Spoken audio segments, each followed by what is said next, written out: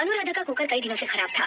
उसने कई बार कुकर की रिपेयर कराई, लेकिन रिपेयर के कुछ दिनों बाद ही कुकर परेशान करने लगा। अनुराधा बाजार जाकर एक नया कुकर खरीदने की सोच रही थी कि एक दिन एक कुकर बेचने वाला गली में आया। भैया, कुकर कितने का दिया?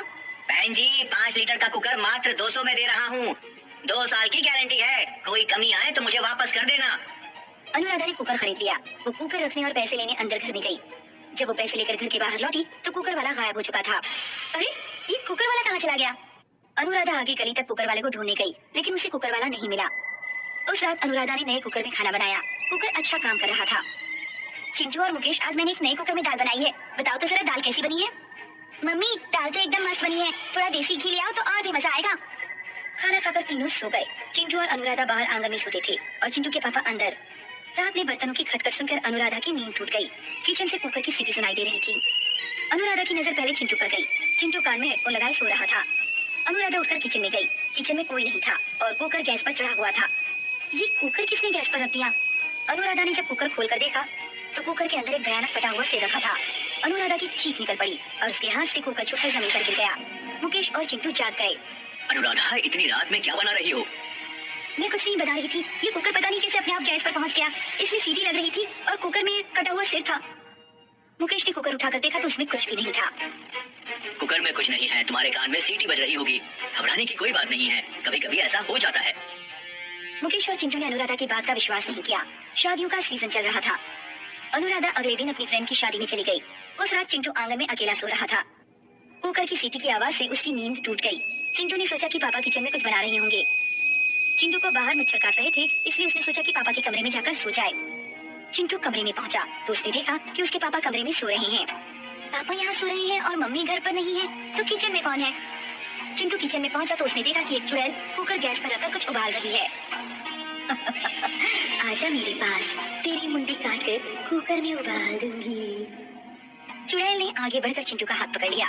चिंटू आंखें बंद करके चिल्लाने लगा, पापा बचाओ, चुड़ैल, पापा बचाओ।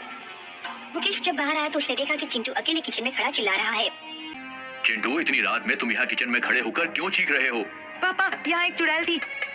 वो मेरी मुंडी काटकर कुकर में उबालना चाहती थी। उसने मेरा हाथ पकड़ लिया था। कल तुम्हारी मम्मी पागल हुई थी और लगता है आज तुम पागल हो गए हो।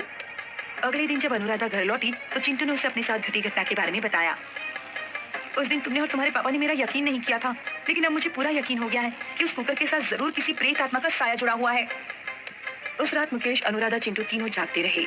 आधी रात के करीब कुकर की सीटी सुनाई देने लगी। तीनों डरते हुए किचन में गए। किचन में एक चुड़ैल खड़ी थी जिसके हाथ में आरी थी। चुड़ैल के बराबर में एक बिना सिर का आदमी खड़ा था। मुझसे मेरा प्रेम छीना, अब मैं तुम लोगों की बोटियां कुकर में डालकर उबालूंगी। चुड़ैल आरी लेकर अनुराधा, चिंटू और मुकेश की तरफ बढ़ी, लेकिन वे तीनों किचन का दरवाजा बंद करके घर से बाहर भाग गए। उन्होंने पड़ोस वाले यादव जी के घर का दरवाजा खटखटाया और उन्हें सारी बात बताई। यादव जी तीनों को अपने घर के अंदर ले गए। मुझे माफ करना, मुझे तुम्हें ये राज उस पहले दिन ही बता देना चाहिए था जब तुम लोग यहाँ रहने आए थे। तुम जिस घर में रह रहे हो, कुछ साल पहले इस घर में सीमा और पीयूष नाम के पति पत्नी रहते थे। दोनों में बिल्कुल नहीं बनती थी। गली में एक बर्तन बेचने वाला आता था। एक दिन सीमा ने उससे कुकर खरीदा। सीमा की बर्तन वाले से कुछ जान पहचान निकल आई। अब जब भी बर्तन वाला गली में आता तो सीमा उससे बात करती थी। पीयूष को उन दोनों पर शक होने लगा। एक दिन जब पीयूष घर लौटा तो बर्तन वाला घर में चाय पी रहा था। पीयूष ने बिना कुछ सोचे समझे कमरे में पड़ी आरी उठाई और अपनी पत्नी और बर्तन वाले का गला काट दिया। पीयूष जेल में उम्र कैद काट रहा है। तुमने जरूर बर्तन वाले की आत्मा से कुकर ले लिया है। उस कुकर को गंगा जी में बहा आओ। अगले ही दिन अनुराधा और मुकेश कुकर नदी में बहा आए।